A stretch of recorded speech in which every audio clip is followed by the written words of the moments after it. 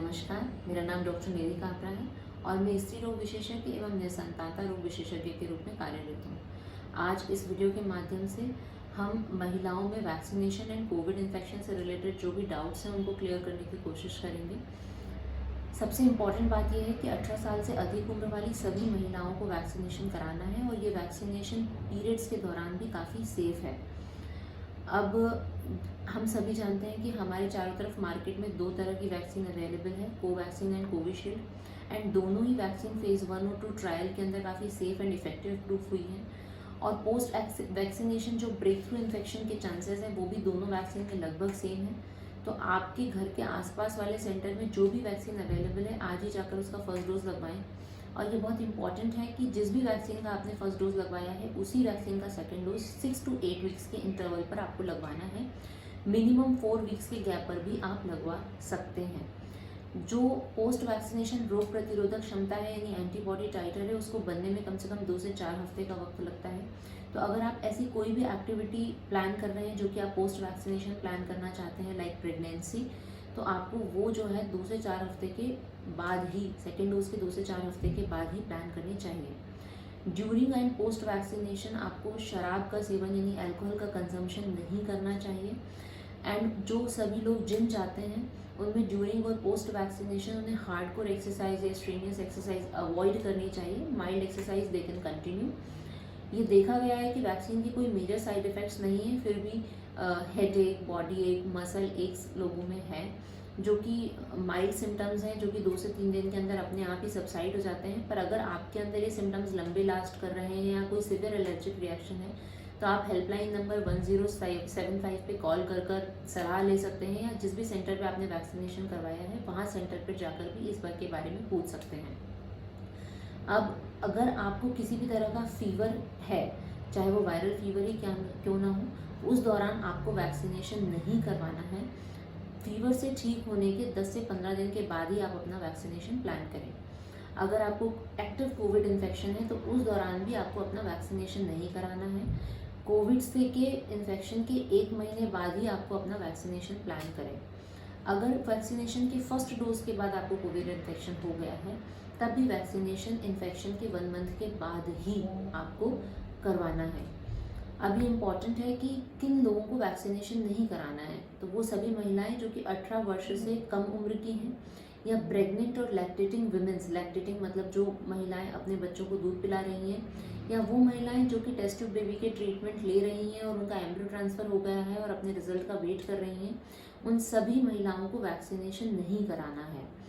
लेकिन अगर वैक्सीनेशन लगवाने के उपरांत आपका प्रेगनेंसी टेस्ट पॉजिटिव आ जाता है तो उस केस में प्रेगनेंसी को अबॉर्ट कराने की भी बिल्कुल ज़रूरत नहीं है, क्योंकि वैक्सीन के अंदर जो वायरस इस्तेमाल किया गया है वो एटेन्यूएटेड और डेड वायरस है जो कि प्रेगनेंसी को थियोरेटिकली कोई हार्म नहीं पहुंचाता है।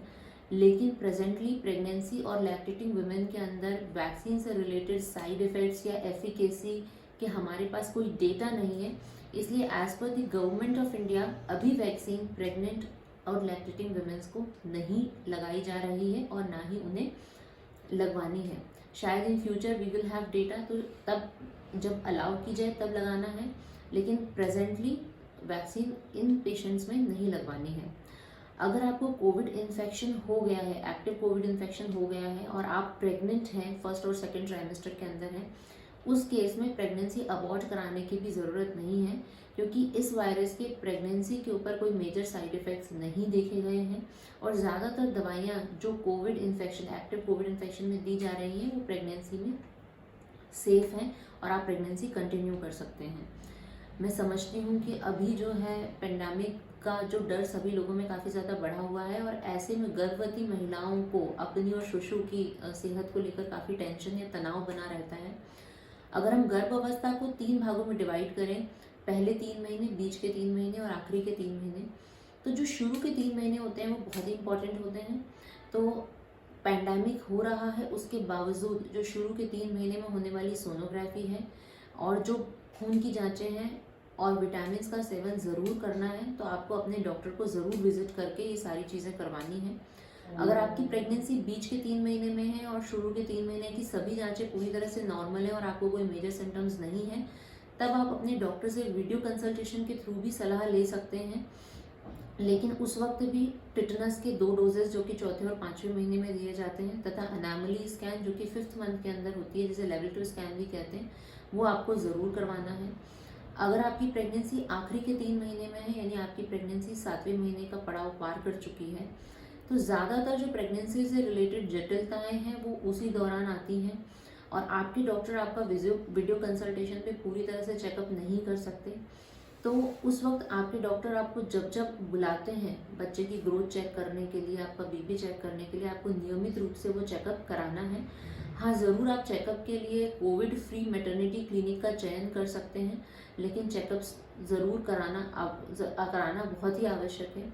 वैक्सीन बहुत अच्छी है, बहुत इफ़ेक्टिव है, लेकिन इसकी इफ़ेक्टिवनेस 100% प्रूव्ड नहीं है।